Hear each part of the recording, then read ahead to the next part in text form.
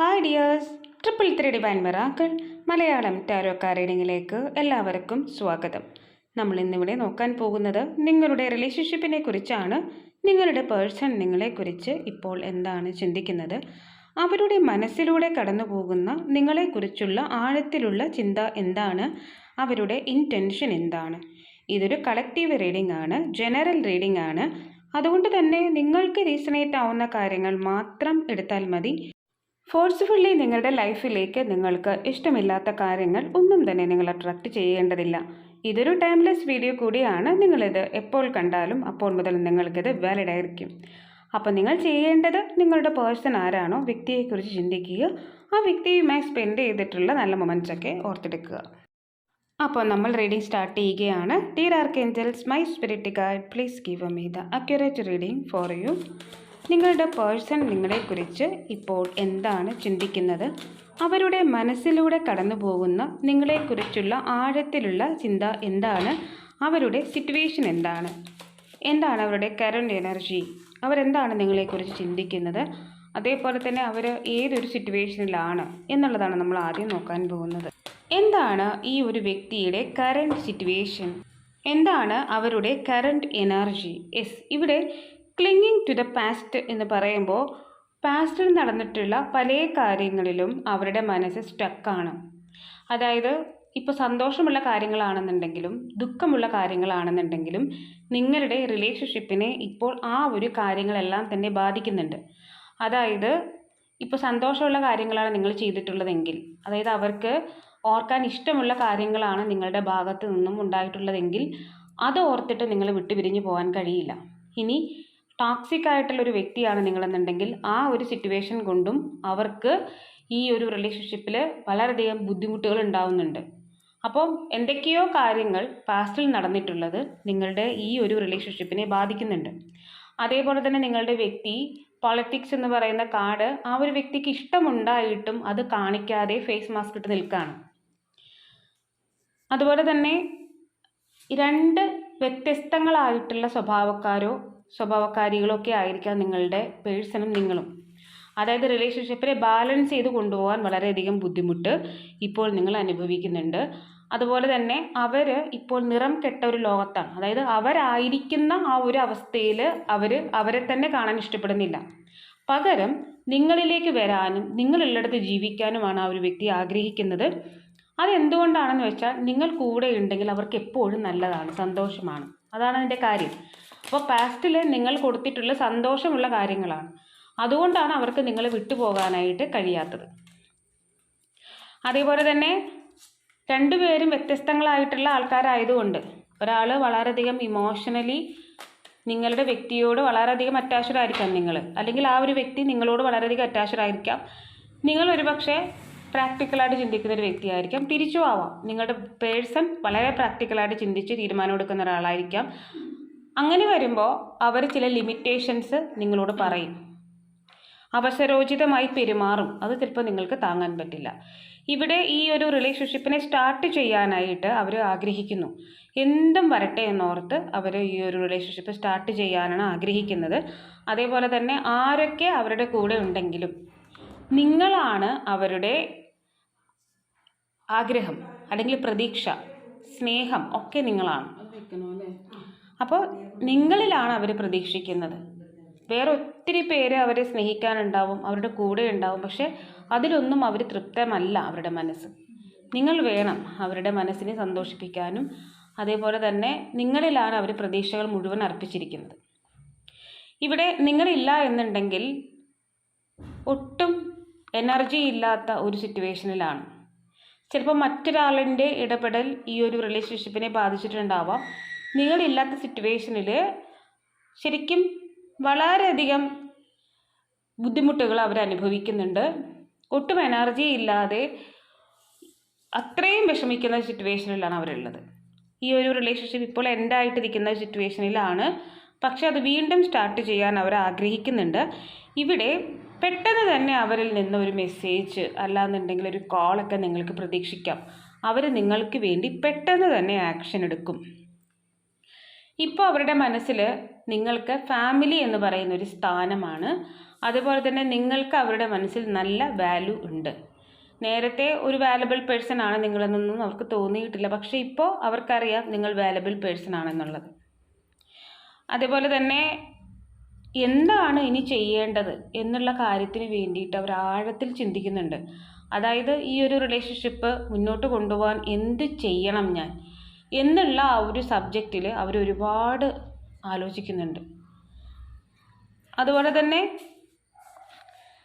നിങ്ങൾക്ക് അവരുടെ മനസ്സിൽ നല്ല വാല്യൂ ഉണ്ട്. ഇവിടെ എന്തും പറയട്ടെ, മുൻപോട്ട് നല്ലതോ ചീത്തയോ ആകട്ടെ, ഈ ഒരു റിലേഷൻഷിപ്പ് നിങ്ങൾക്ക് വേണ്ടി ഞാൻ സ്റ്റാർട്ട് ചെയ്യും. ഇതിൻ്റെ വരും വരായികകളൊന്നും തന്നെ ഈ ഒരു വ്യക്തി ചിന്തിക്കുന്നില്ല. അവർ വിചാരിക്കുന്നത് എങ്ങനെയാണ് റിലേഷൻഷിപ്പ് സ്റ്റാർട്ട് ചെയ്യണം എന്നാണ് ചിന്തിക്കുന്നത്. അതുപോലെ തന്നെ നിങ്ങളെ ഒരു ഡിവൈൻ ഗിഫ്റ്റായിട്ട് അവർ കാണുന്നുണ്ട്. അതായത് ആരൊക്കെ കൂടെ ഉണ്ടെങ്കിലും നിങ്ങളില്ലാന്നുണ്ടെങ്കിൽ സന്തോഷമില്ല, ആ ഒരു അവസ്ഥയിലാണ് അവരുള്ളത്. അതുപോലെ തന്നെ ഇത്രയും കാലം അവർ ആക്ഷനും എടുത്തിട്ടില്ല എന്നുണ്ടെങ്കിൽ ഇനി അവർ നിങ്ങൾക്ക് വേണ്ടിയിട്ട് ആക്ഷൻ എടുക്കും. ഇവിടെ ഒരുപാട് ഓർമ്മകൾ അവർക്കുണ്ട്. അതായത് സദാസമയവും അവർ നിങ്ങളെക്കുറിച്ചാണ് ആലോചിക്കുന്നത്. അതായത് ഓർക്കുമ്പോഴെല്ലാം നിങ്ങളോട് പ്രണയവും അവർക്ക് തോന്നുന്നുണ്ട്. ചിലപ്പോൾ ആ ഒരു വ്യക്തി നിങ്ങളുടെ സോൾമേറ്റ് ആയിരിക്കാം, നിങ്ങൾ നേരത്തെ മുതൽ പരിചയക്കാരായിരിക്കാം. ഇവിടെ ഈ ഒരു വ്യക്തി നിങ്ങൾക്ക് വേണ്ടി അനുയോജ്യമായിട്ടുള്ള തീരുമാനങ്ങളുമായി മുന്നോട്ട് പോകുമ്പോൾ എപ്പോഴും തടസ്സങ്ങൾ വരുന്നുണ്ട്. അതായത് തടസ്സങ്ങൾ വന്നിട്ട് വേറെ എന്തെങ്കിലും സിറ്റുവേഷനിലേക്ക് അവരുടെ ശ്രദ്ധ പോകുന്നു. അവർക്ക് നിങ്ങളെന്ന് പറയുന്ന ആ ഒരു റിലേഷൻഷിപ്പിൻ്റെ ഗ്രോത്ത് ചെയ്യാനായിട്ട് സാധിക്കുന്നില്ല. ഇവിടെ നിങ്ങൾ എന്താണ് അവർക്ക് കൊടുത്തത്? നിങ്ങൾ കൊടുത്തിട്ടുള്ള സ്നേഹമാണ്, അത് നിങ്ങൾക്ക് തിരിച്ചു കിട്ടും. ഇവിടെ ഈ ഒരു പേഴ്സൺ എന്തൊക്കെ പുറമേ നിന്ന് സിറ്റുവേഷൻസ് ഉണ്ടെങ്കിലും ആരൊക്കെ ഈ ഒരു റിലേഷൻഷിപ്പിനെ എതിർത്താലും നിങ്ങളെന്ന് പറയുന്ന ആ ഒരു ദീപത്തെ അവർ അണയാതെ പിടിക്കും. അതുപോലെ തന്നെ ഈ ഒരു റിലേഷൻഷിപ്പിൽ വിക്ടറി, സക്സസ് ഒക്കെ അവർക്കുണ്ടാവും. അതാണ് അവർ വിശ്വസിക്കുന്നത്. അല്ലെങ്കിൽ നിങ്ങളെന്ന് പറയുന്ന ഒരു ദീപത്തെ അണയാതെ പിടിക്കുന്നത് എപ്പോഴും നിങ്ങൾ കൂടെ ഉണ്ടെങ്കിൽ നല്ലതാണ് എന്ന ഉത്തമ ബോധ്യം അവർക്കുള്ളത് കൊണ്ടാണ്. അപ്പോൾ പുറമേ നിന്ന് ഒരുപാട് പ്രശ്നങ്ങൾ ഉണ്ടാവാൻ സാധ്യതയുണ്ട്, പക്ഷേ അവരതൊന്നും മൈൻഡ് ചെയ്യുന്നില്ല. പുറമെ പ്രശ്നങ്ങളുണ്ടായിക്കോട്ടെ, പക്ഷെ നിങ്ങളെന്ന് പറയുന്ന ആ ഒരു ദീപത്തെ അവരുടെ കൂടെ ചേർത്ത് നിർത്താനാണ് അവർ ആഗ്രഹിക്കുന്നത്. അതേപോലെ തന്നെ ഈ ഒരു ബന്ധത്തിൽ നിങ്ങൾക്ക് അവർ യാതൊരു പരിഗണനയോ അല്ലെങ്കിൽ അംഗീകാരമോ ഒന്നും തന്നിട്ടില്ലായിരിക്കാം, പക്ഷേ അവരുടെ മനസ്സിൽ ഇനി അത് അവർ നിങ്ങൾക്ക് നൽകും. അങ്ങനെ നൽകാനായിട്ട് അവർ ആഗ്രഹിക്കുന്നുണ്ട്. ഇതുവരെ നിങ്ങൾക്ക് ഒരു അപ്രീസിയേഷനോ അല്ലാന്നുണ്ടെങ്കിൽ നിങ്ങൾ എത്ര നല്ലതാണ്, നിങ്ങൾ ആ ഒരു കാര്യം ചെയ്തതുകൊണ്ട് എനിക്ക് വളരെ നല്ലതായിരുന്നു, ഇതൊന്നും തന്നെ നിങ്ങളോട് പറഞ്ഞിട്ടില്ല. പക്ഷെ നിങ്ങൾ ഒന്നും പ്രതീക്ഷിക്കാതെ അവർക്ക് വേണ്ടി ഒരുപാട് കാര്യങ്ങൾ ചെയ്യുന്നുണ്ട്. അതിലൊന്നും തന്നെ അവർ ഒരു നന്മയും ഇതുവരെയും കണ്ടിട്ടില്ല. അത് നിങ്ങളുടെ കടമയായിട്ടാണ് അവർ വ്യാഖ്യാനിക്കുന്നത്. നിങ്ങളിങ്ങനെ ചെയ്തുകൊണ്ടേയിരിക്കുന്നു, എപ്പോഴും നിങ്ങൾ ഗിവർ തന്നെയാണ്. പക്ഷേ ഇനി അവരത് മനസ്സിലാക്കും. ആ ഒരു സിറ്റുവേഷൻ കൂടി ഇവിടെ കാണിക്കുന്നുണ്ട്. ഇപ്പോൾ നമുക്ക് കാർഡ്സ് എല്ലാം തന്നെ എടുത്തിട്ടുണ്ട്. ഇവിടെ നമ്മൾ എത്ര ദൂരത്താണെങ്കിലും ആ ഒരു പേഴ്സൺ പറയുകയാണ് ഒരുപാട് ഡിസ്റ്റൻസ് ഉണ്ട്, പക്ഷേ എന്നിരുന്നാലും ആ ഡിസ്റ്റൻസിനൊന്നും തന്നെ നമ്മുടെ പ്രണയത്തെ ഒന്നും ചെയ്യാൻ സാധിക്കില്ല.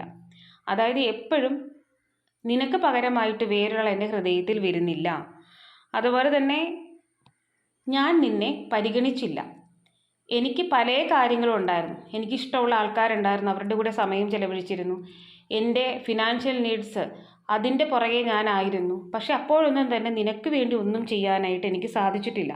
എൻ്റെ ആൾക്കാരോട് സ്നേഹം കാണിക്കുക, എൻ്റെ രീതികളോട് പൊരുത്തപ്പെട്ട് പോവുക, അതേപോലെ തന്നെ എൻ്റെ കരിയറിന് വേണ്ടിയിട്ട് ഒരുപാട് സമയം ചെലവഴിക്കാം, ഇതൊക്കെ തന്നെയാണ് ഞാൻ ചെയ്തിട്ടുള്ളത്.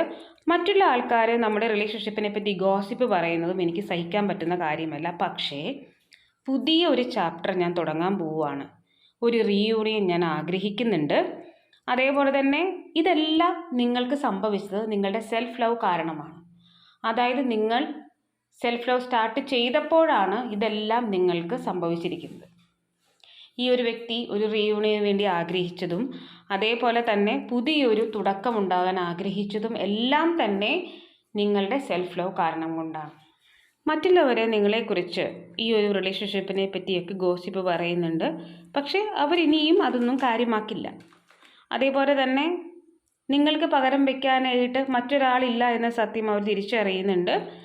നിങ്ങളെക്കാൾ പ്രാധാന്യം മറ്റുള്ളവർക്ക് കൊടുത്തിട്ടുണ്ട്, ജോലിക്ക് കൊടുത്തിട്ടുണ്ട്, വ്യക്തികൾക്ക് കൊടുത്തിട്ടുണ്ട്. പക്ഷേ അതെല്ലാം തെറ്റായി പോയിരുന്നു എന്നവർ മനസ്സിലാക്കുകയാണ്. ഇനി എന്താണ് നിങ്ങളുടെ ജീവിതത്തിൽ സംഭവിക്കാൻ പോകുന്നത്? നെക്സ്റ്റ് എന്തായിരിക്കും? അവരൊരു ആക്ഷൻ എടുക്കുമോ? നെക്സ്റ്റ് നിങ്ങളുടെ ലൈഫിൽ എന്താണ് നടക്കാൻ പോകുന്നത്? നിങ്ങൾ അട്രാക്റ്റ് ചെയ്യുന്ന കാര്യം എന്താണ്? ഇതാണ് നമ്മൾ നോക്കാൻ പോകുന്നത്. ഇവിടെ നമുക്ക് കിട്ടിയിട്ടുള്ളത് ഇതാണ്. ഇവിടെ എക്സ്പ്രസ് യുവർ ലവ്. നിങ്ങളുടെ സ്നേഹം നിങ്ങൾ പ്രകടിപ്പിക്കുക. അതേപോലെ തന്നെ ഒരു സെക്കൻഡ് ചാൻസ് അവർക്ക് കൊടുക്കുക. അതിൽ തെറ്റില്ല. ഇവിടെ ഒരു തേർഡ് പാർട്ടി സിറ്റുവേഷൻ ഉണ്ട്. തേർഡ് പാർട്ടി സിറ്റുവേഷൻ വ്യക്തി തന്നെ ആകണമെന്ന് നിർബന്ധമില്ല. ആ ഒരു വ്യക്തിയുടെ ജോലി തിരക്കുകളാവാം, അതുപോലെ തന്നെ ഫാമിലിയോ അല്ലെങ്കിൽ പാരൻസോ ഫ്രണ്ട്സോ ഒക്കെ ആകാം. അവർക്ക് കൂടുതൽ പ്രാധാന്യം കൊടുക്കുന്ന ഒരു സിറ്റുവേഷൻ ഈ ഒരു വ്യക്തിയുടെ ജീവിതത്തിൽ ഉണ്ടായിരിക്കാം. ഇവിടെ നിങ്ങൾ തീർച്ചയായിട്ടും ഇവിടെ ഒരു എന്താ പറയുക, ഒരുപാട് അടുക്കുന്ന ഒരു സിറ്റുവേഷൻ വരുന്നുണ്ട്. ആ ഒരു സിറ്റുവേഷനിലൂടെ നിങ്ങൾ തീർച്ചയായിട്ടും കടന്നു പോകും. അതായത് ഫിസിക്കലി ഒരുപാട് അട്രാക്ഷൻ തോന്നുന്ന ഒരു സിറ്റുവേഷൻ നിങ്ങൾ തമ്മിൽ ഉണ്ടാവും ഫ്യൂച്ചറിൽ. ഇവിടെ പേഴ്സണൽ നെയിം എന്ന് പറയുന്നത് നമുക്ക് നോക്കാം. ഇവിടെ നമുക്ക് കിട്ടിയിട്ടുള്ളത് പി എന്നാണ്,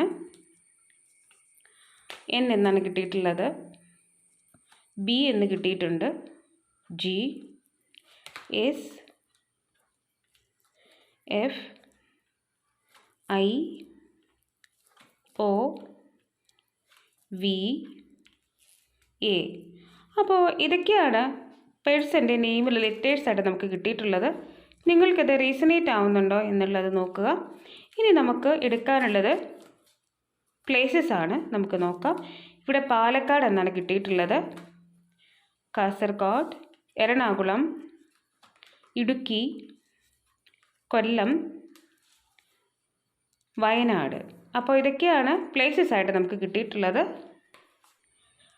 നമുക്ക് മോർ ക്ലൂവായിട്ട് ഇവിടെ ബിസിനസ് എന്നാണ് കിട്ടിയിട്ടുള്ളത്. Black colour, love and arranged marriage, curly hair, archangel Raphael, 43, 35, 44, 7 എന്ന നമ്പർ, 27, 33,